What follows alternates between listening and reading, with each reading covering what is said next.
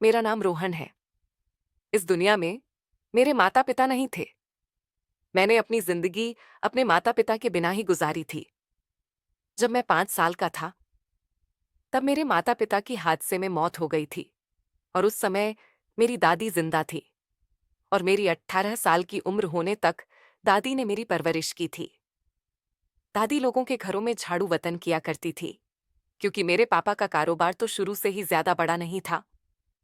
पहले तो कमाने वाले पापा थे, मगर पाप के मर जाने के बाद दादी पूरी तरह से अकेली रह गई थी और उन पर अपने पोते की भी जिम्मेदारी थी।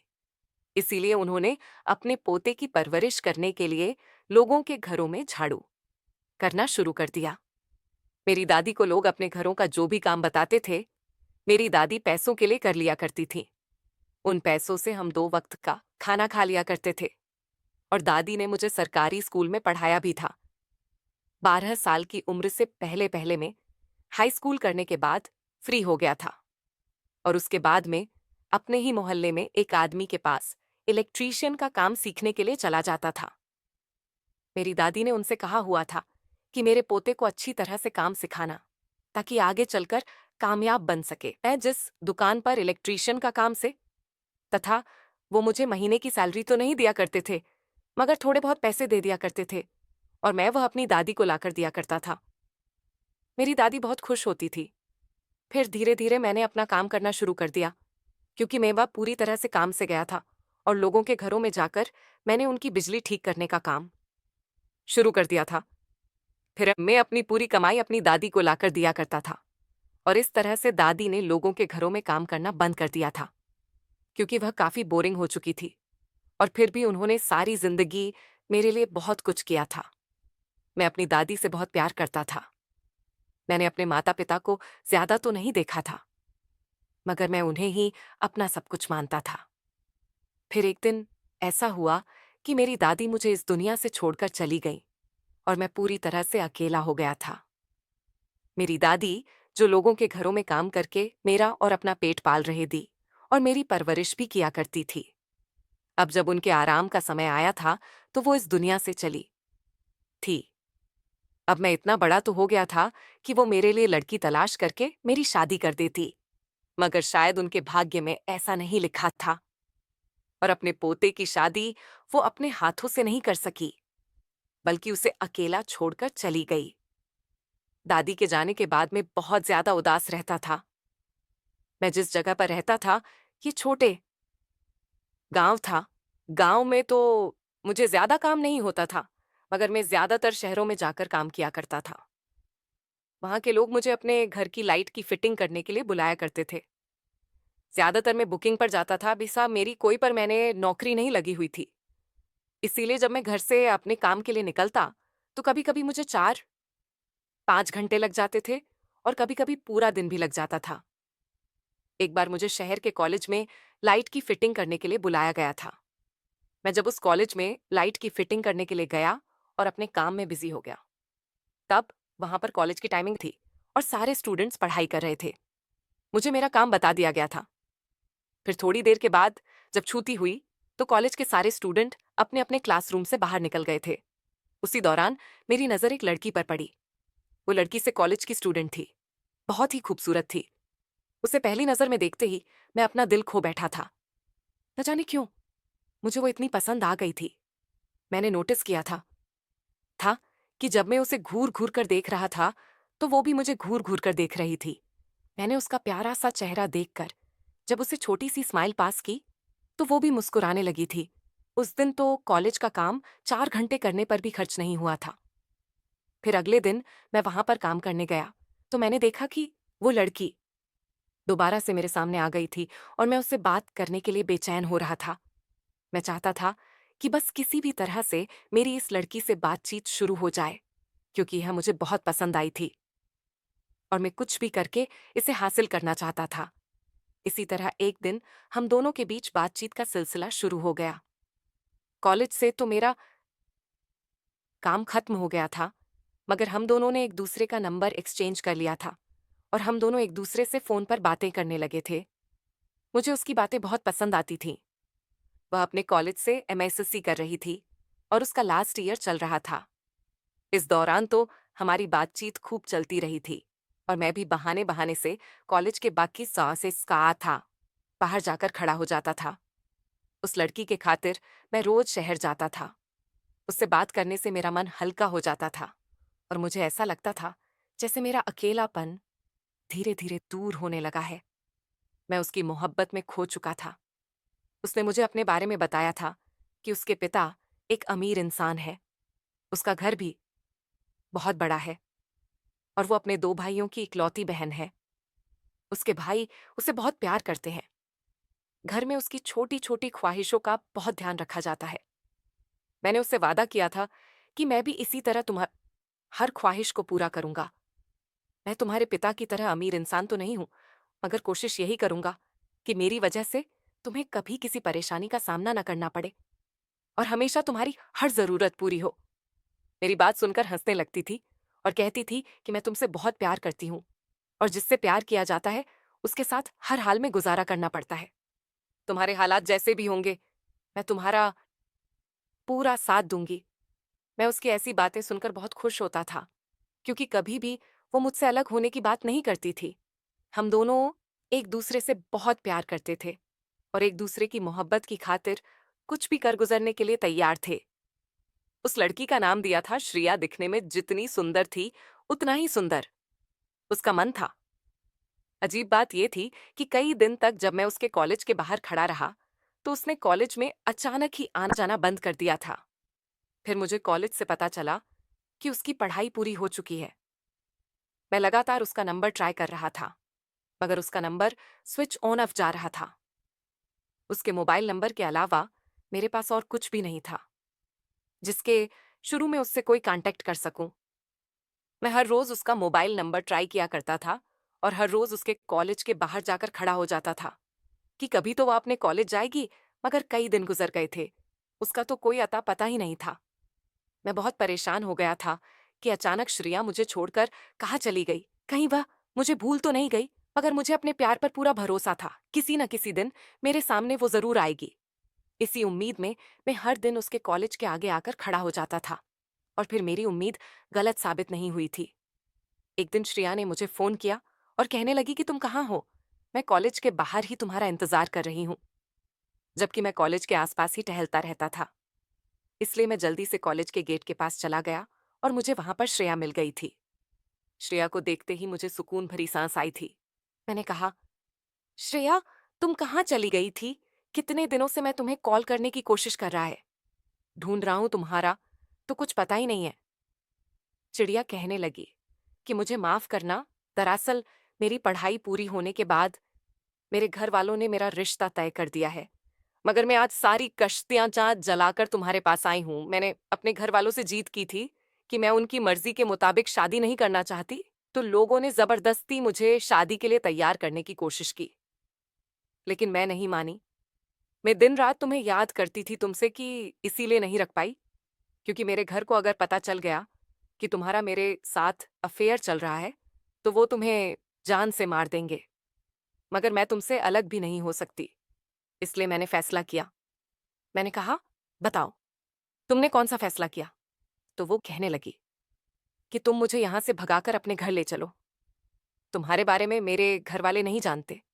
उन्हें पता ही नहीं चलेगा कि उनकी बेटी किसके साथ गई है। मैं अपने घर से सामान लेकर आ गई हूं। मैं अब यहां से वापस नहीं जाना चाहती, क्योंकि अगर वापस चली गई तो मेरे घर वाले मेरी शादी किसी और से करवा देंगे। लेकिन मैं किसी और से शादी नहीं की सकती।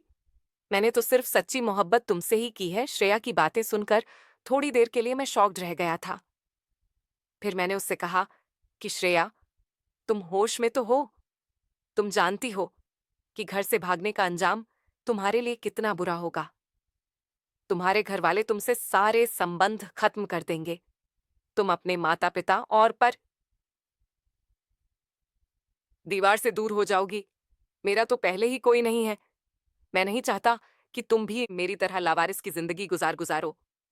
मेरी बात सुनकर श्रेया कहने लगी कि अच्छा, तो फिर ठीक है, मैं यहां से वापस जा रही हूं और जहां मेरे पापा ने मेरा रिश्ता तय कर दिया है, मैं उस लड़के के साथ शादी करके अपना घर बसा लूंगी।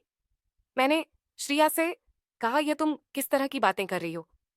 तुम जानती हो ना कि मैं तुमसे कितना प्यार करता हूँ। मैं सब नहीं झेल पालूंगा कि तुम किसी और की हो जाओ। श्रेया कहने लगी, किसी और की होना तो मैं भी नहीं चाहती। इसलिए तो सब कुछ खत्म करके ये तुम्हारे पास आई हूं। इसलिए तुमसे कह रही हूं कि मुझे अपने साथ भगाकर ले चलो। मैंने श्रेयस से कहा कि मैं एक मामूली सा इलेक्ट्रीशियन हूं, कि तुम मेरे साथ जिंदगी गुजार सकोगी, क्योंकि मेरे पास तुम्हारे पापा के घर जैसी हर फैसिलिटी मौजूद नहीं है। मैं तुम्हें दुनिया की ढेर सारी खुशियां तो नहीं दे सकूंगा, मगर सारी जिंदगी अपने प्यार में तुम्हारे साथ कोई कमी नहीं करूंगा। मेरी बात सुनकर श्री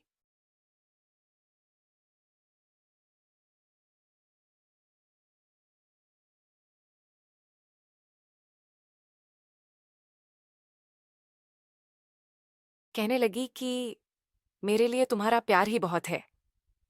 मुझे दुनिया के ऐशो आराम भरी फैसिलिटी की कोई जरूरत नहीं है।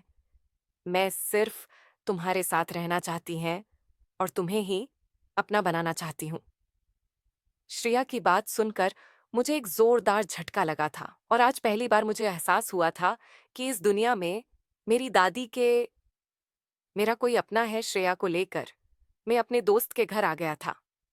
वहां पर हम दोनों ने वकील को बुलाकर सारी फॉर्मेलिटी पूरी की और हम दोनों ने शादी कर ली थी। हम दोनों की शादी में मेरे दोस्त ने मेरी बहुत मदद की थी। उसके बाद मैं श्रेया को लेकर अपने गांव आ गया था, या फिर मैंने उसे अपना घर दिखाया। मेरा छोटा सा घर था जिसमें सिर्फ मामूली सा सामान पड़ा हुआ था। मेरे घर को देखकर श्रेया बहुत खुश हुई थी। उसने कहा था कि तुम फिक्र मत करो, मैं छोटे से घर को स्वर्ग बना दूंगी। हम दोनों इस घर में बहुत खुशी खुशी रहेंगे। श्रेया से शादी करने के बाद मैं बहुत खुश था। मुझे ऐसा लगता था जैसे मुझे जिंदगी की सबसे बड़ी खुशी मिल गई है। वो दिन मेरी जिंदगी का सबसे खूबसूरत दिन था, जब श्रेया दुल्हन बनकर मेरे घर पर आई थी। वो मेरी पत्नी बन चुकी थी और मेरी जिंदगी में आकर उसने मेरी जिंदगी को रंगीन बना दिया था। हमारी शादी को पूरे 9 महीने हो गए थे। श्रेया एक बड़े बाप की बेटी थी। मेरे घर में उसने अब आपको एडजस्ट करके रखा हुआ था। मेरा छोटा सा घर और कुछ मामूली सी चीजों से ही वह अपना गुजारा किया करती थी। मेरे महीने की सैलरी बहुत मामूली सी होती थी, मगर उसने कभी मुझसे इस बात की शिकायत नहीं की थी, क्योंकि मेरे घर में आने के बाद उसका कभी कोई शौक पूरा नहीं हुआ था। मगर फिर भी वो खुशी मेरे साथ जिंदगी गुजार रही थी। एक दिन मुझे शहर में घर से इलेक्ट्रिसिटी ठीक करने के लिए कॉल आई थी। इसलिए मैं श्रेया को बताकर चला गया था कि मुझे घर लौटने में रात हो जाएगी। तुम अपना ख्याल रखना श्रेया। जानती थी कि मैं ज्यादातर शहर के ही काम करता हूँ। मेरा काम निपट गया था और फिर रात के पर मैं बड़ी खुशी खुशी अपने घर को वापस लौट रहा था। मेरे खुश होने की वजह यह भी थी कि मेरे हाथ में रंग बिरंगी पायल थी, जो कि मेरी पत्नी को बहुत ज्यादा पसंद थी। यहाँ पर एक दुकान से मैंने अपनी पत्नी के लिए पायल खरीद ली थी, जो बहुत सुंदर थी। और मैंने सोच लिया था कि जैसे ही घर जाऊंगा तो अपनी पत्नी को पायल गिफ्ट कर दूंगा, तो इन्हें देखकर वो बहुत खुशी होगी, क्योंकि वह हमेशा अपने पैरों में पायल पहने रहती थी और पूरे घर में उसकी पायल की आवाज गूंजती थी।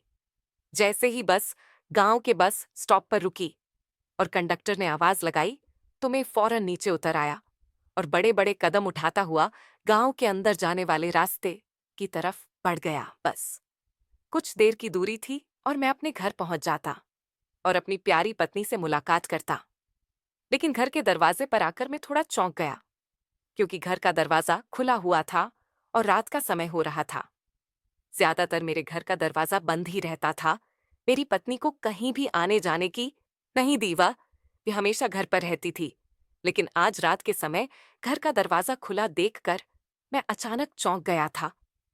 मैं समझ गया था कि जरूर कोई ना कोई गड़बड़ है। मैं इसीलिए परेशान होता हुआ दरवाजा खुला छोड़कर घर के अंदर आ गया। मैंने घर के अंदर चारों तरफ देखा, तो मेरी पत्नी मुझे कहीं भी दिखाई नहीं दी और मैं अपने कमरे में चला गया, क्योंकि मुझे वहीं से खट्टर पटर की आवाज आ रही थी। और जब मैं वहां पर पहुंचा तो मेरी पत्नी कमरे के अंदर कुछ कर रही थी और मुझे कमरे के अंदर देखकर वो अचानक चौंक गई। कहने लगी, अरे आप आ गए। आपने तो मुझे रात के 9 बजे तक आने के लिए कहा था, मगर अभी तो 8 बजे है। मैंने उससे कहा कि यहाँ काम जल्दी खत्म हो गया था, तो शहर से जल्द ही घर आने के लिए निकल गया था। ये कहते हुए मेरी नजर मेरे कमरे में रखी हुई टेबल पर पड़े, जिस पर एक घड़ी रखी हुई थी। मैं धीरे धीरे इस घड़ी के करीब गया, लेकिन जैसे ही मैंने अपनी नजर पत्नी के ऊपर डाली, तो उसके चेहरे पर पसीना आ रहा था। मैंने घड़ी अपने हाथ में ले ली। ये घड़ी मेरी तो नहीं थी, और फिर इस घड़ी की कंडीशन देखकर लग रहा था कि ये घड़ी कहीं से कहीं तक भी मेरी नहीं हो सकती।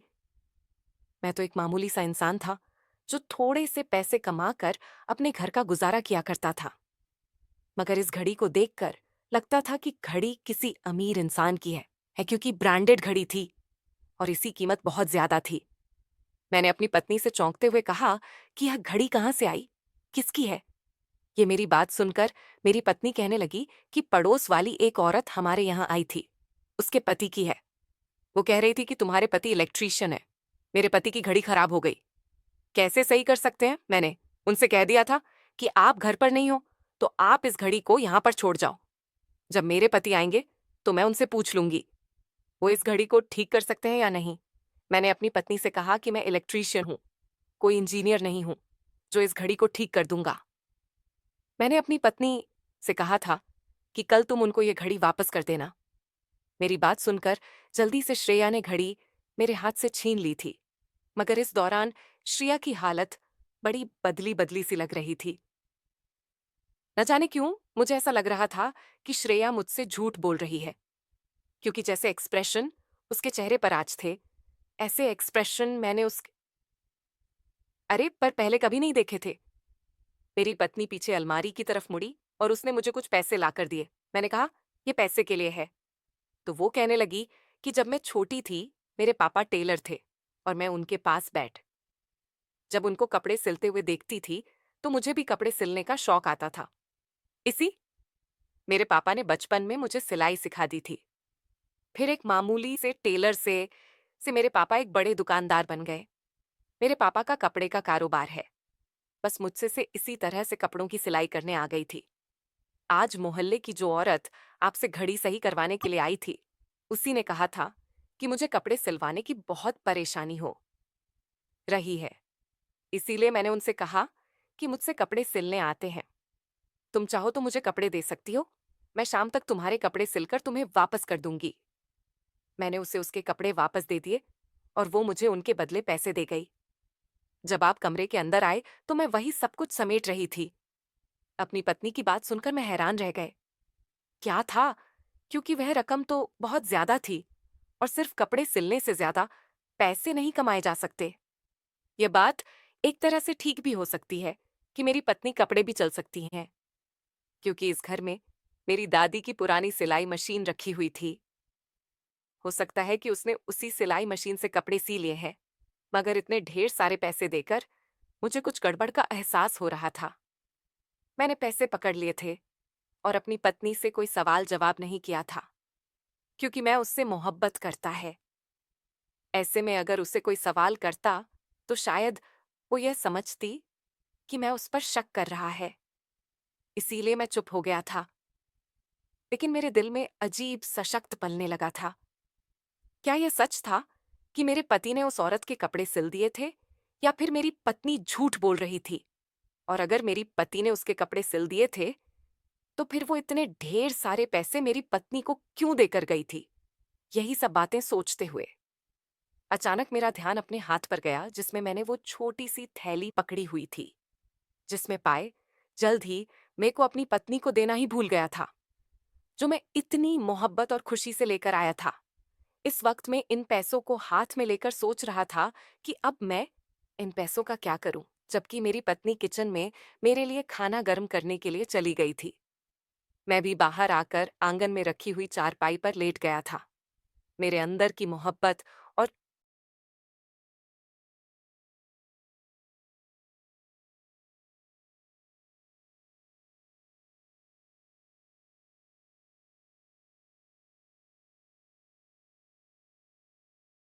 और एक्साइटमेंट एकदम से मर गई थी अपनी पत्नी पर। शक होने लगा था, लेकिन मैं किसी भी नतीजे पर पहुंच नहीं पा रहा था। मेरी समझ नहीं आ रहा था कि मेरे साथ ऐसा क्यों हो रहा है।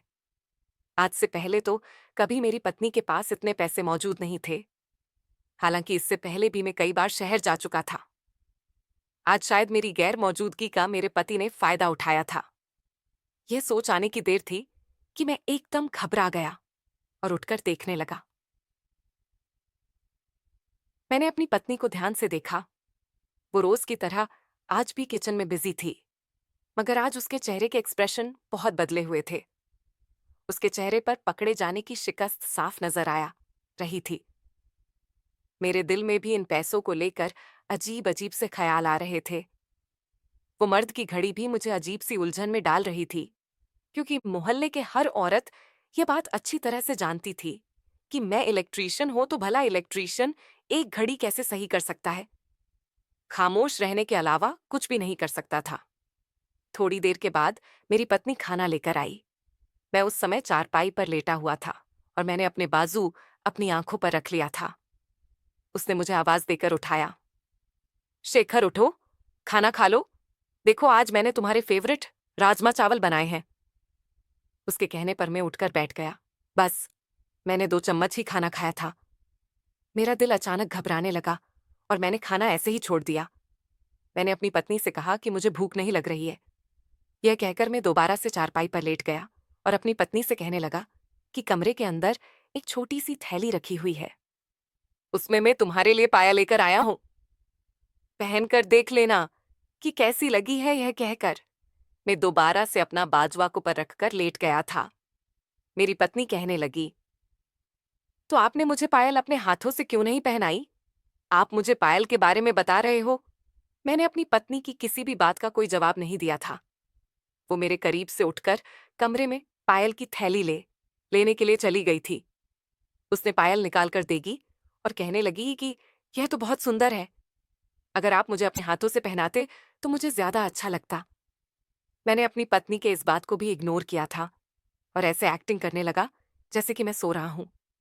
मेरी पत्नी ने अपने हाथ से ही पायल पहन ली थी और उसके पैरों में पड़ी पायल की छन छन आवाज मेरे कानों में गूंज रही थी। कई दिन इसी तरह से गुजर गए थे। मैं अपनी पत्नी से अभी तक ठीक से बात भी नहीं कर पा रहा था। वो बार बार मुझसे पूछ रही थी कि आपको क्या हुआ है। मैं आपको देख रही हूं कि आपका मूड मेरी तरफ से बिल्कुल भी ठीक नहीं है।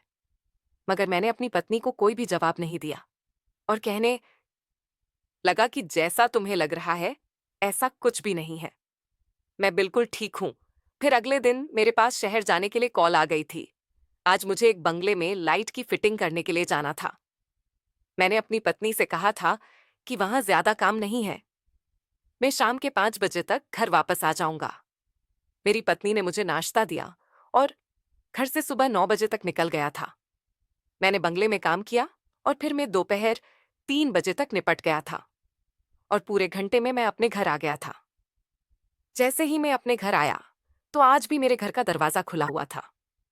मैं घर के अंदर दाखिल हुआ तो अचानक मेरी पत्नी मुझे देखकर घबरा गई और कहने लगी कि आप तो बजे आने वाले थे ना, अभी तो 4 ही बजे हैं।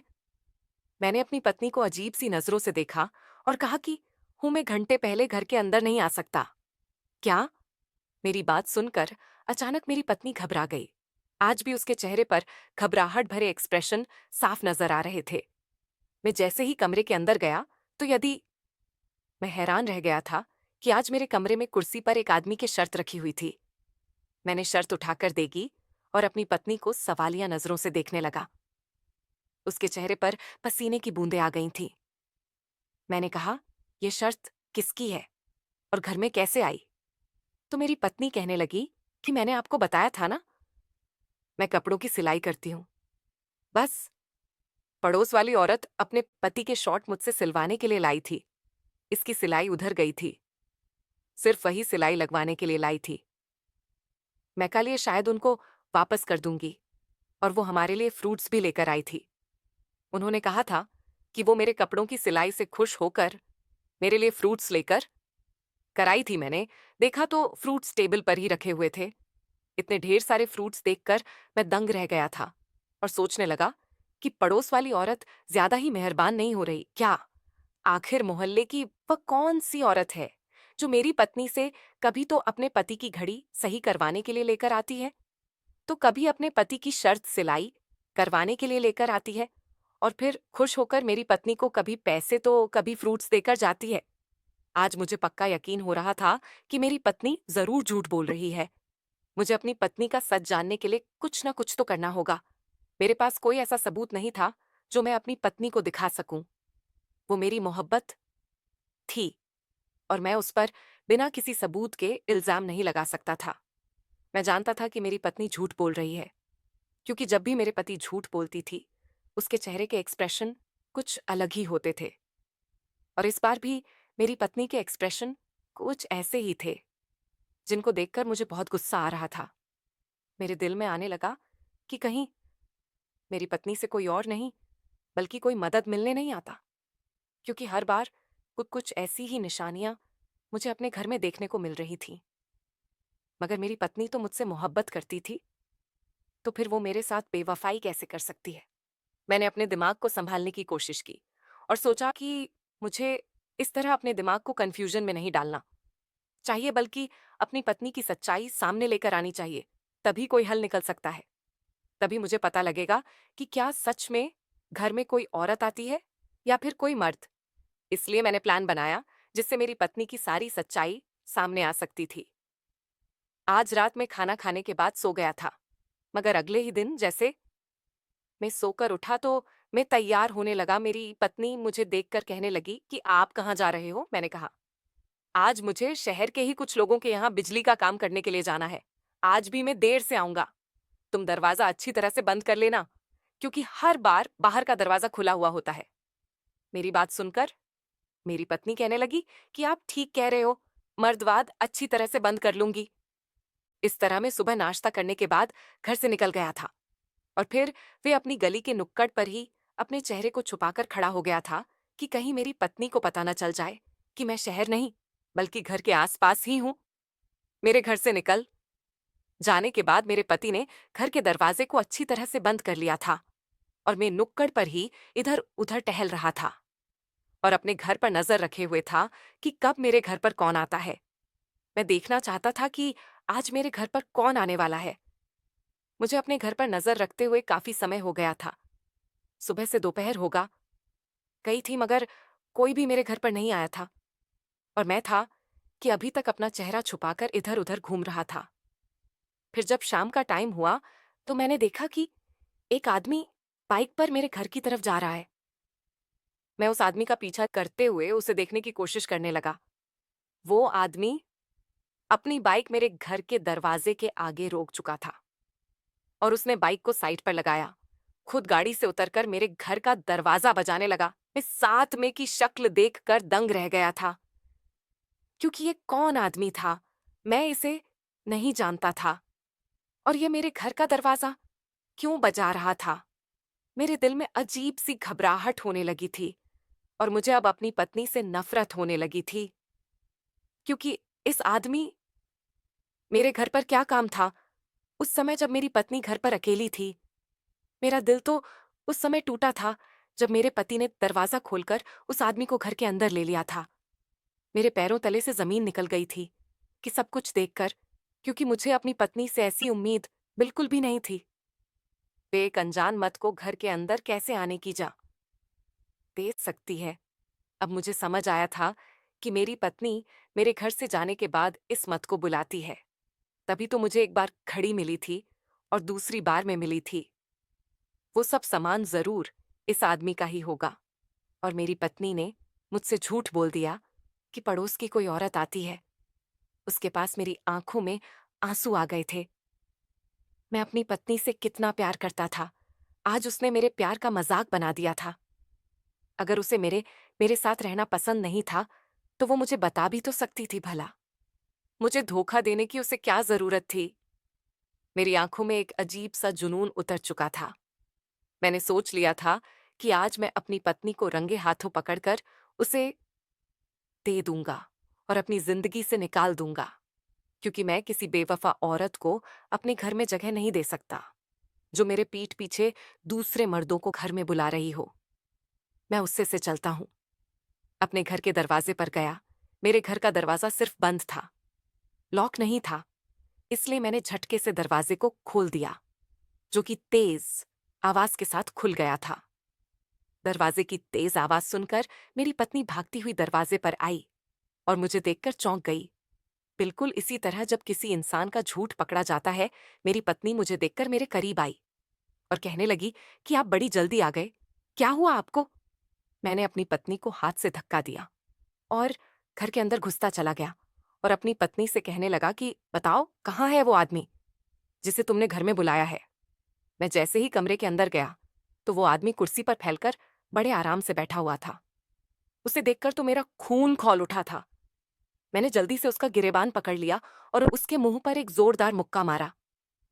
मेरा उस आदमी के साथ झगड़ा शुरू हो गया था। मैं बार बार उसे यही कह रहा था कि बता कौन है तू जो मेरी पति से मिलने आता है। मेरी पत्नी मुझे बचाने की कोशिश कर रही थी और बार बार यही कह रही थी कि एक बार मेरी बात तो सुन लो, आप ये क्या कर रहे हो। वो कह रही थी कि छोड़ो दो, इनको तुम नहीं जानते कि ये कौन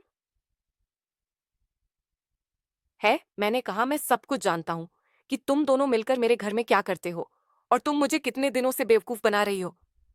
मैं उस आदमी को बार बार मार रहा था, वार्ड में पलटकर मुझे नहीं मार रहा था और मेरी पत्नी बार बार मुझे रोकने की कोशिश कर रही थी। फिर मेरी पत्नी ने जोर से चिल्लाते हुए कहा कि यह मेरे भाई या है, तुम गलत समझ रहे हो। अपनी पत्नी की बात सुनकर अचानक मेरे हाथ रुक गए थे। मैंने जैसे ही अपनी पत्नी की तरफ देखा तो वो रोते हुए कहने लगी कि हाय मेरे बड़े भाई है। मैंने कहा कि तुम झूठ बोल रही हो। वो कहने लगी कि मैं सच कह रही हूं, तुम गलत समझ रहे हो। ये मेरे भैया है और मुझसे मिलने के लिए पे आते हैं। मेरी बात सुनो तो मैं तुम्हें कुछ समझा पाए, मगर तुम तो इतना गुस्सा कर रहे हो कि मेरी बात सुन ही नहीं रहे।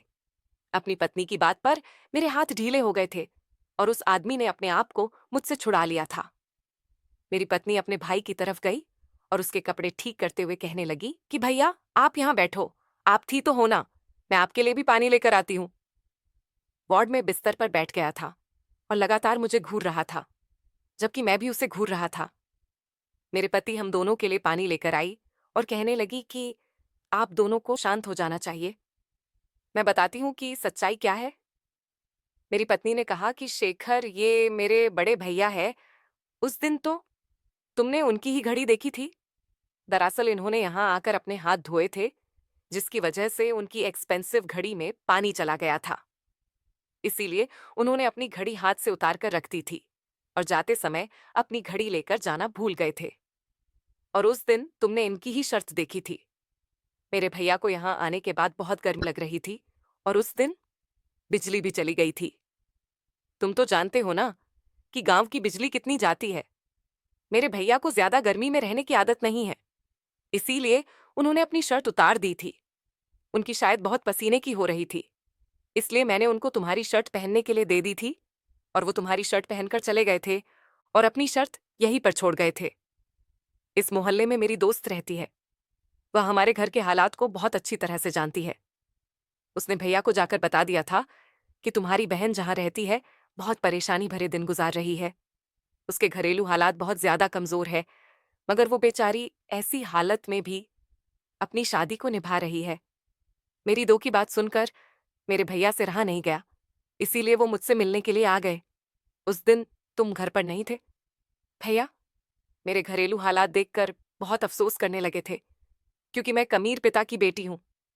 अपने घर पर तो मुझे कभी सर्दी गर्मी का एहसास ही नहीं हुआ था। भैया ने जब देखा कि बहुत छोटा घर है और यहाँ पर सामान भी बहुत कम है, मेरा गुजारा तुम्हारे साथ बहुत मुश्किल से हो रहा है और तुम्हारी सैलरी भी बहुत कम है, क्योंकि भैया मुझसे तुम्हारे बारे में सब कुछ पूछ चुके थे।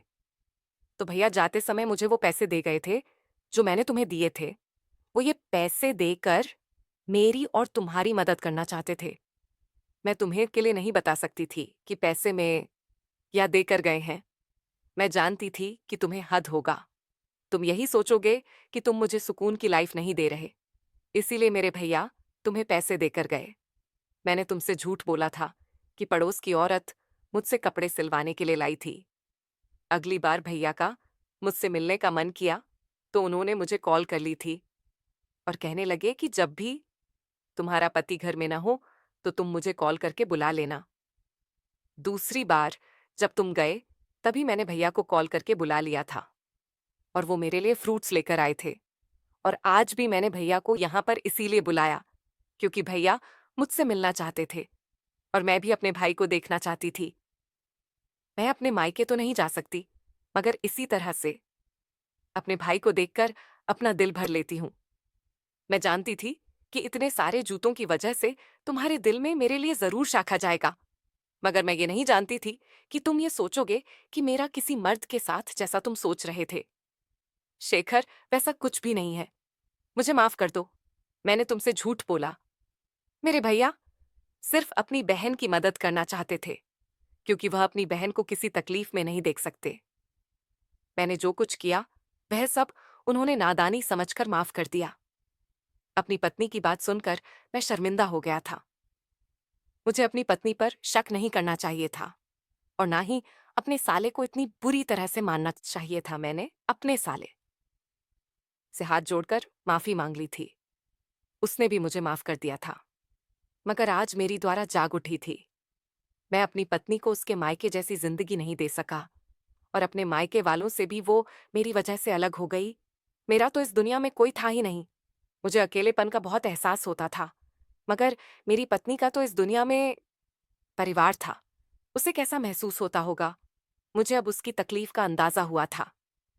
मैंने अपनी साली से कहा था कि हम लोगों ने जो कुछ भी किया वह हमारी नादानी थी क्योंकि हम एक दूसरे से प्यार करते थे। हमें माफ कर दो। मेरा साला कहने लगा कि तुम्हें अपनी गलती का एहसास हो गया, यही बहुत बड़ी बात है। वह हमारे घर से चला गया था, मगर अब की बार भी वो मेरी पत्नी के लिए और मेरे लिए कपड़े लेकर आया था जो जाते समय हमें देकर चला गया था। सारी रात मुझे इसी टेंशन में नींद नहीं आई थी कि मैंने अपनी पत्नी पर शक किया। मेरी पत्नी बहुत अच्छी है। मेरी वजह से उस बेचारी के परिवार वाले उसे दूर हो गए और फिर आज जो मैंने किया वह बिल्कुल भी अच्छा नहीं हुआ। मेरी पत्नी का मोटो पहले जैसा ही था, मगर मैं बहुत शर्मिंदा हो रहा था और अपनी शर्मिंदगी को दूर करना चाहता था। इसीलिए जैसे ही अगली सुबह हुई तो मैंने अपनी पत्नी से कहा कि तैयार हो जाओ, मैं तुम्हें कहीं लेकर जाना चाहता हूँ। मेरी पत्नी मेरे कहने के मुताबिक तैयार हो गई थी और मैं उसे घर से बाहर लेकर आ गया था। हम लोग बस में बैठ गए थे, मेरी पत्नी और मैं जिस जगह गए थे वहां आने के बाद मेरी पत्नी ने मुझसे कहा कि तुम जानते हो कि तुम क्या करने जा रहे हो। मैंने अपनी पत्नी से कहा कि तुम परेशान नहीं हो, मैं सिर्फ तुम्हें तुम्हारे माता पिता से मिलवाने के लिए लेकर जा रहा है। उनके छोड़कर नहीं आऊंगा। मैं चाहता हूं कि हम दोनों तुम्हारे माता पिता से माफी मांग लें क्योंकि हमारी वजह से उनका भी दिल दुखा। मेरी बात पर मेरी पत्नी तसल्लीमंद हो गई थी और उसके बाद हम उसके घर के अंदर चले गए थे। वहां जाने के बाद मैंने अपने ससुर और सास से माफी मांग ली थी। मेरी पत्नी भी उनके पैरों में गिरकर रोने लगी थी, मगर मेरी पत्नी के घर वालों ने उसे गले से लगा लिया था क्योंकि वो लोग उसकी शक्ल से तरस गए थे। आखिरकार वो उनकी इकलौती बेटी थी। गलती तो हर इंसान से होती है और उन लोगों ने उसे माफ कर दिया था। हमने उनसे गलगल गिलाकर माफी मांगी थी और खुशी खुशी हम दोनों को एक्सेप्ट कर लिया गया था। मेरी पति अब अपने माता पिता और अपने भाइयों से मिलकर बहुत खुश हुई थी। उस दिन तो हम लोग वहां से अपने घर आ गए थे। हालांकि मेरी पत्नी के घर वाले उसे जाने नहीं दे रहे थे, लेकिन आज रात मुझे और मेरी पत्नी को बहुत सुकून वाली नींद आई थी क्योंकि हर रात हमें यही डर रहता था कि उसके पिता बहुत पैसे वाले आदमी हैं। अगर उनको हमारे बारे में चल गया तो कहीं वह हम दोनों को नुकसान न पहुंचा दे। मगर अब सब कुछ ठीक हो चुका था। कुछ दिन गुजरे थे कि मेरे ससुर ने अपनी बेटी को फोन करके घर आने के लिए कहा। उन लोगों ने हम दोनों को अपने यहाँ खाने पर इनवाइट किया था और उन्होंने बताया था कि उन्होंने हमारे मिलने की खुशी में एक बहुत बड़ी पार्टी और गिनाई की है जिसमें बहुत सारे मेहमान आने वाले हैं। हम लोग वहां पर खूब अच्छे से तैयार होकर चले गए थे। वहां जाने के बाद उन्होंने हमारा बहुत खुशी खुशी वेलकम किया था और फिर सारे मेहमानों के सामने मेरे ससुर ने ऐलान कर दिया था कि वो अपनी सारी प्रॉपर्टी जीते जी अपने दोनों बेटों और अपनी बेटी के नाम कर देना चाहते हैं। इसलिए उन्होंने अपनी वसीयत भी तैयार करके रख ली थी।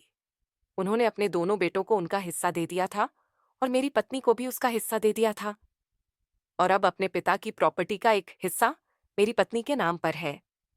मेरी पत्नी ने मुझसे कहा कि शेखर, मैं चाहती हूँ कि तुम मेरे पापा की दी गई प्रॉपर्टी बेचकर अपना कोई कारोबार शुरू कर लो, ताकि मेरे घर वालों को भी सुकून रहेगा कि उनकी बेटी खुश है, क्योंकि जो कुछ मेरा है वो तुम्हारा भी है, और इसमें मेहनत तो तुम्हें ही करनी है, तभी तो हमें कामयाबी मिलेगी। मेरी पत्नी की बात बिल्कुल सही थी। मेहनत में तो मैंने कभी कमी छोड़ी ही नहीं थी, इसलिए मैंने अपनी पत्नी के साथ मिलकर उसके पापा की दी गई पार्टी बेचकर एक होटल खरीदा, और उस होटल को हम दोनों ने चलाना शुरू किया। मैंने अपनी पत्नी को उस होटल की मालकिन बना दिया था, और मैं खुद उस होटल का मैनेजर बन गया था। कुछ दिनों बाद ही हम दोनों का होटल चल निकला, और इस तरह हम दोनों पति पत्नी कामयाब हो गए। मैं आज भी अपनी पत्नी से बहुत प्यार करता हूँ। हम दोनों पति पत्नी अब जिंदगी बहुत सुकून से गुजार रहे हैं, और मुझे गर्व है कि मेरी पत्नी का किरदार बहुत साफ है। वह बहुत अच्छी औरत है। दोस्तों, उम्मीद करती हूँ आपको हमारी कहानी पसंद आई होगी। कहानी पसंद आई है तो वीडियो को लाइक करें, चैनल पर नए हैं तो चैनल को सब्सक्राइब करें, और हाँ, नोटिफिकेशन को जरूर दबाएं, ताकि अगली अपडेट सबसे पहले आपको मिले।